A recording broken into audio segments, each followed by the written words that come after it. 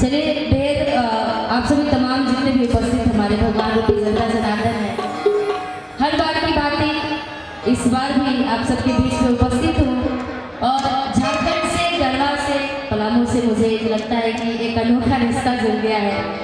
कि अभी जस्टी में 10 दिन शायद पहले ही मैं आई थी यहाँ पर, यही बगल में ही उत्सव और था उसमें, और आज ये इतना अच्छा सौभाग्य प्राप्त हुआ है हमारे मुख्यमंत्री जी के कारण आप सभी से फिर दोबारा मिलने का। तो तमाम जितने भी उपस्थित हमारे यहाँ पे भगवान रूपी जनता जनार्दन है,